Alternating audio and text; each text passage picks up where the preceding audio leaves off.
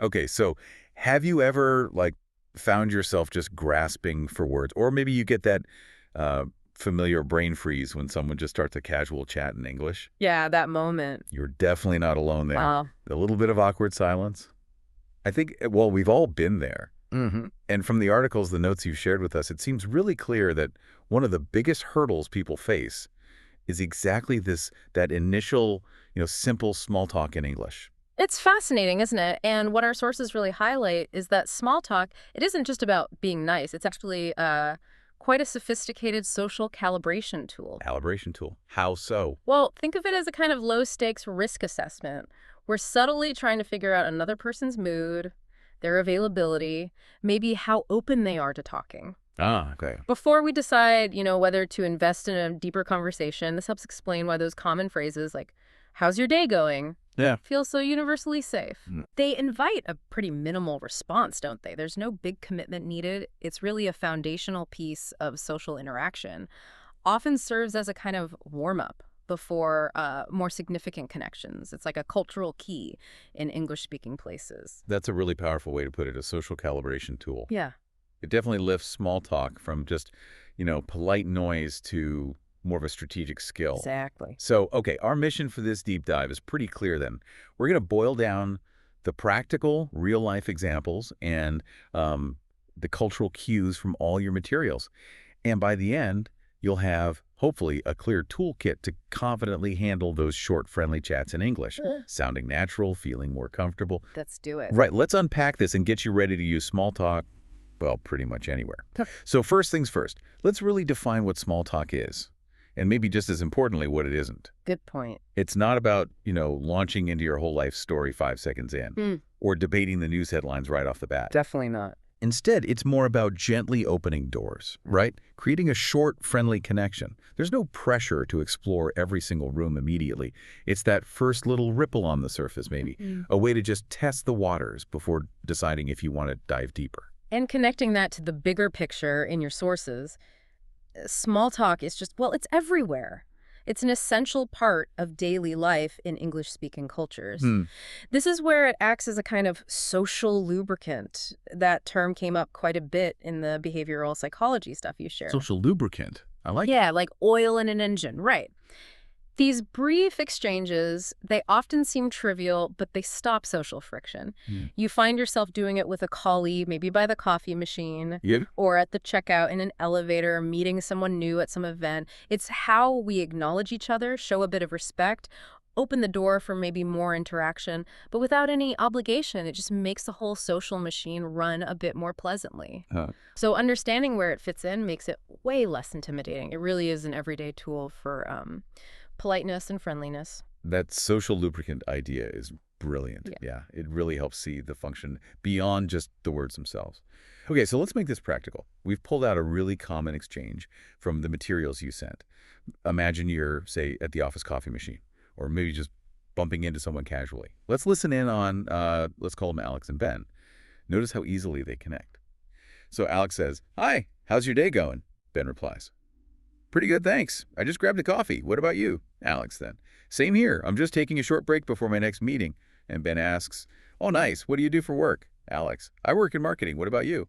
Ben finishes with, "I'm in IT. Busy day, but coffee helps." Right, that little exchange is packed with useful bits from your sources. How's your day going? Like the materials show again and again, it's probably the most common, most versatile opener there is. Seems like it. It's open-ended, invites a low-stakes reply. And notice Ben's response. Pretty good, thanks. It's just a natural, informal way to answer. Better than just, I'm fine. Yeah, I'm fine. Can feel a bit flat sometimes. Exactly. And he adds that little detail, grabbing coffee, which gives Alex a tiny hook if they want to continue. It feels more authentic, doesn't it? Then same here. So efficient. A neat, concise way to say, me too. And taking a short break, that's super casual, applies anywhere. Work, studying, errands. Gives context, but you're not oversharing. And this brings up a really important question, I think. How do these simple phrases actually build that initial rapport? Right. Well, they work because they're invitational. They're not demanding. They let people sort of test the waters, gauge the other person's openness without asking for too much personal info right away. It's like a gentle tap on the shoulder, not a full-on interrogation. Okay, yeah, that makes sense. And linguistically speaking, that slight upward intonation on "what about you" in English, that's pretty crucial. It signals genuine interest, invites the other person to share, creates a little conversational loop. That's a really key distinction. We often fixate on the words, but you just mentioned how we say them is just as important. Can you maybe expand on that? What do you mean by that natural rhythm? How does it actually sound? Absolutely, yeah. So to get that natural rhythm, native speakers often use something linguists call connected speech. It's not just about speaking faster. Okay. It's more about subtle sound changes, linking words together. So take "how's your day going?" The diz sound at the end of "how's" often links right into it sounds almost like one smooth phrase.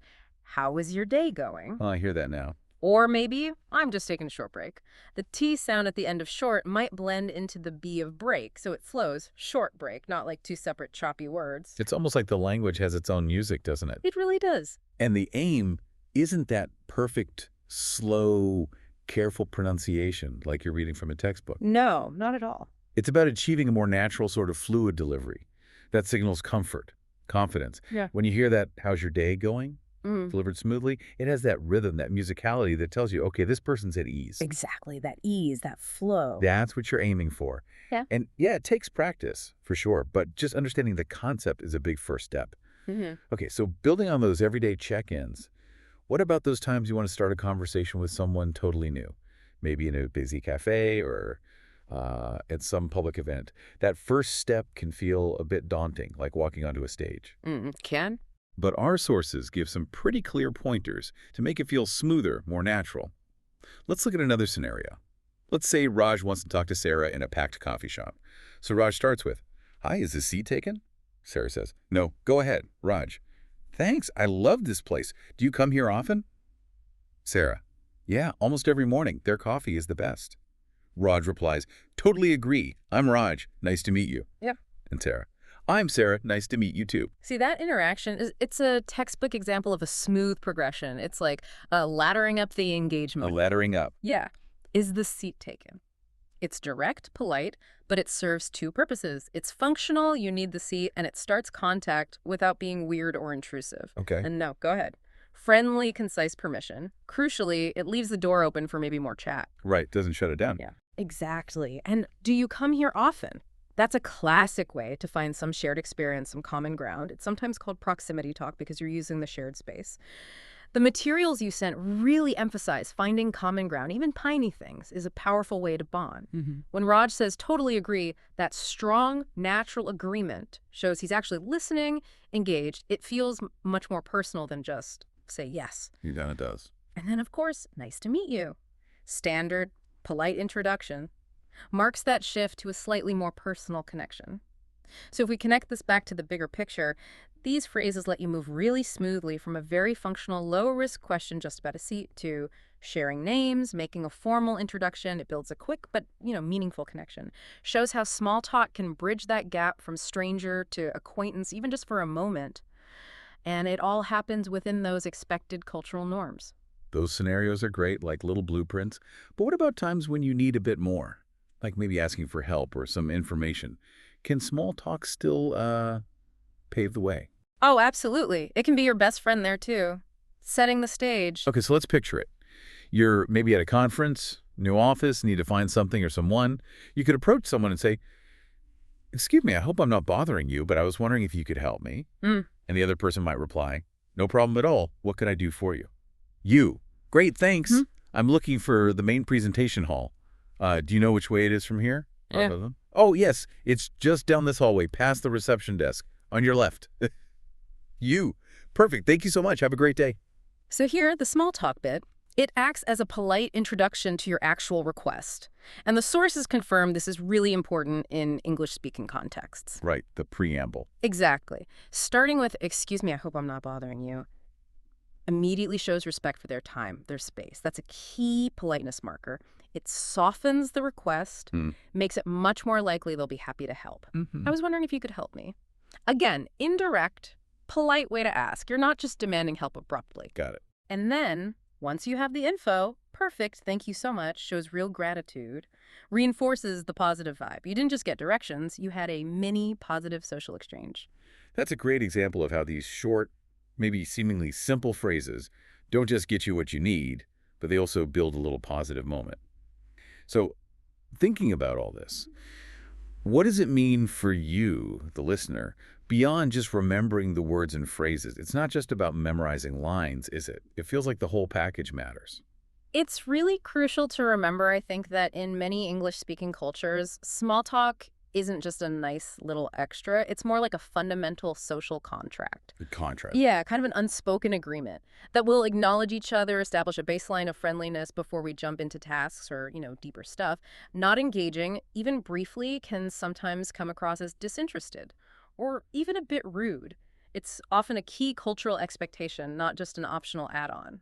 And there's some really practical nonverbal things too, right? Things that make a huge difference, which were highlighted across your source Oh, set. definitely. Like, always try to smile. Yeah. A genuine smile signals warmth, openness. Huge. And keep your body language open. Don't cross your arms, face the person, try to make some eye contact.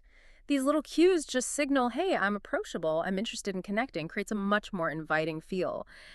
And here's probably the most empowering message from the sources, really an aha moment for a lot of learners.